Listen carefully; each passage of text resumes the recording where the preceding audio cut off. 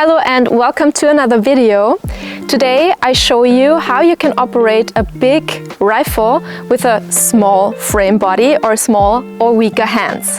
In my last video I showed you how you can operate a full-size pistol with very small hands, so make sure to check that video out. Now I'll show you all the essentials you need to know to operate a really big rifle. Let's go! Okay, first things first. All of these rifles are empty, there is no live ammo around, and we make sure that all the safety regulations are applied. Okay, the first thing we want to check or we want to have is the right length of pull. Because if the buttstock is too long, you have to reach too far, and if it's too short, you look a little bit cramped. So we want to make sure that our rifle has the perfect length for our hands. How do we do that? So the first thing we're going to do is adjust the buttstock. There is a little trick to do that. So if we are holding the gun like this, we want the stock being exactly the length of our forearm, and then it should be the perfect length. So that's tip number one. So when you have a comfortable stance with it, and if it feels comfortable, you can either always do the same trick with measuring your forearm, or you just take a pen and mark where you want your buttstock to be here, so that we can always find it. As I already said, you want to have the rifle on the same position every time you're raising it. Now, what can we do to make this happen? Like in this case, we have a cheek riser, which will help you to have your rifle in the same position every time you raise it, because you have that reference on your chin. There are so many different cheek risers on the market, and even though it's a general tip, I can highly recommend to get a cheek riser. In my case, I don't have one yet, because I'm already used to this stock, and I always find the same position with this optic.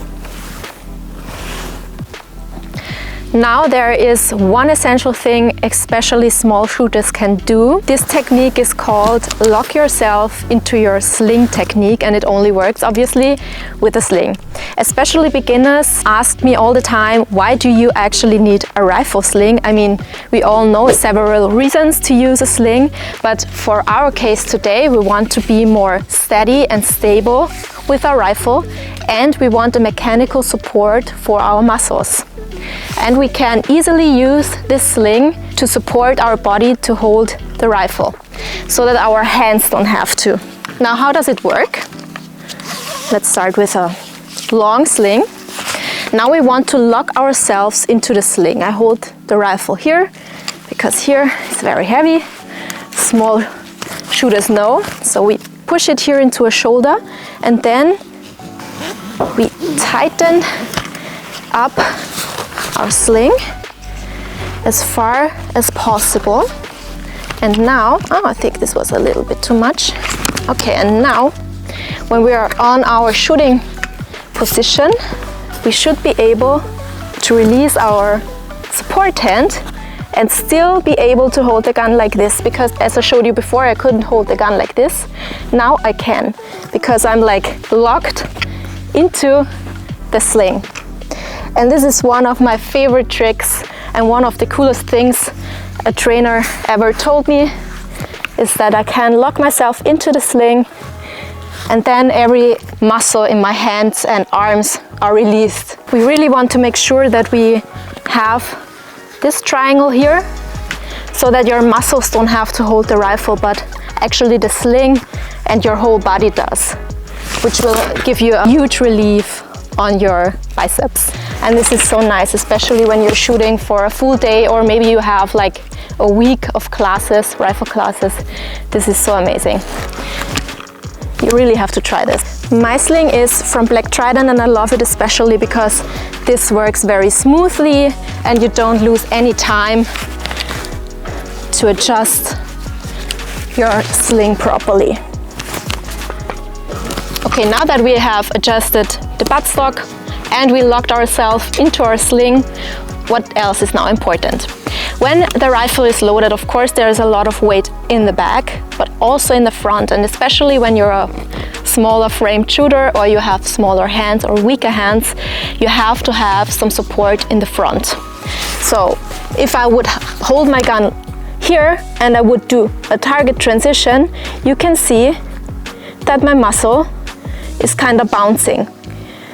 And I see it also in the red dot that it's like bouncing around on my targets. That means we want to have the grip as far at the front as possible. We really want to be able to pull the rifle into our body.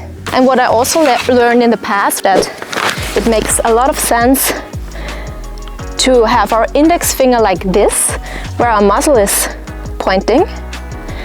So you will see a big difference when you transition from target to target, and you will have a much faster target transition time, and you will be so much more stable.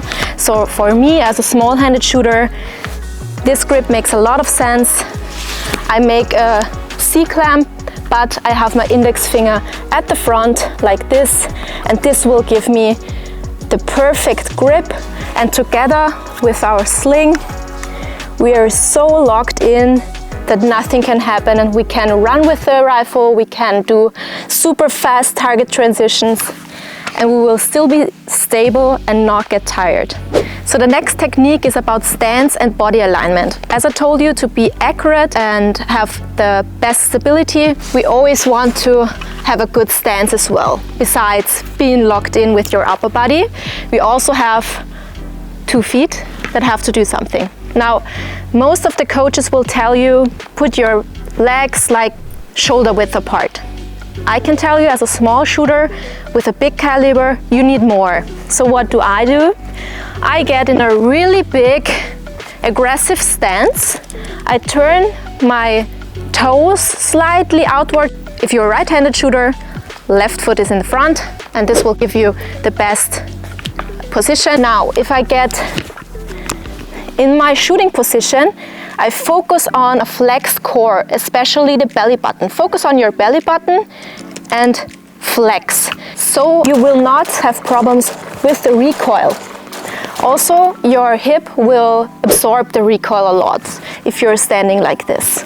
Aggressive stance, flex belly button and core, and just a tiny little bit forward lean.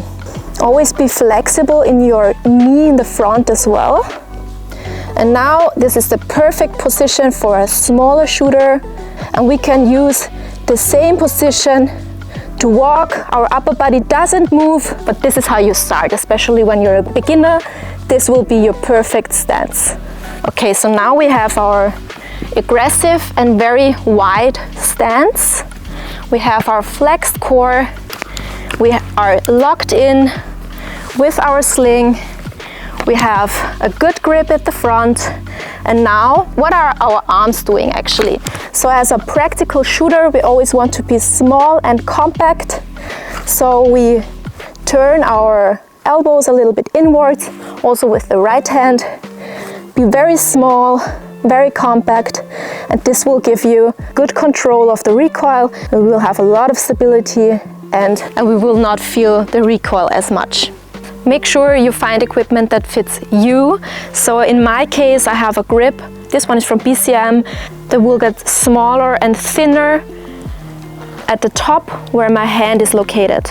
So when you have smaller hands, you want to reach your trigger properly. So if you have a really big and bulky grip, you will not be able to reach that grip where you're supposed to. So make sure you find a grip that fits your smaller hand. It makes such a big difference.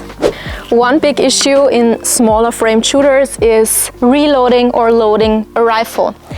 Because now, I know with our trick, with our triangle and the sling, we can hold the rifle like this when we want to load, but there is also another trick, especially when you don't have a sling or still want to get rid of all the weight in front of your body. You just take your rifle and clench it between your upper arm and your ribs. And like this, I have my support hand free to do whatever. And now we can load our rifle.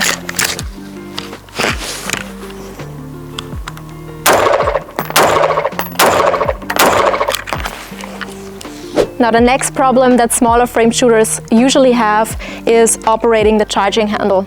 There are two different ways I do it. So you can either, and this makes perfect sense when you're initially loading, like the first time, or when you're really tired. I just take my support hand and place it here, and then I can use my right hand. This is my shooting hand though, and we usually don't want to give up our grip on the rifle. This is the better technique. I again put the rifle between my upper arm and my ribs and squeeze, so I have it here, and now I can use my support hand to operate the charging handle, and this way I don't have to let go of my grip on the rifle. Now my last tip is always adjust your gear or your rifle to your body type. As you can see, my rifle is very minimalistic. I don't have light or any other bulky equipment on it. I have a small grip that fits perfectly. I have some cutouts on my riser, on my optic riser, and also on my charging handle to reduce weight. And I have an M-Lock handguard, which is much lighter than a quad rail, so this makes a lot of sense for me. And weight is also the reason why I have only a small MPS from Steiner, a small red dot on my rifle, because this makes sense for me. I know there are a lot of opinions on how to build a perfect rifle, but for small hands, for a smaller body, or for weaker hands, a small, minimalistic and simple setup makes the most sense and will make you a better and faster shooter. These are the techniques that work best for me. These are my personal opinions. If you have other techniques or tips for small-handed or smaller framed shooters, let me know in the comments. If you want to know more about my rifle and the reason why it's pink, I can tell you it's not pink. Check out the TFB video I did with James. I will tag it here. If you liked my video, subscribe to my channel. Was noch? Leave a comment on your favorite technique or on your ideas on other techniques, and let me know what you think. See you next time.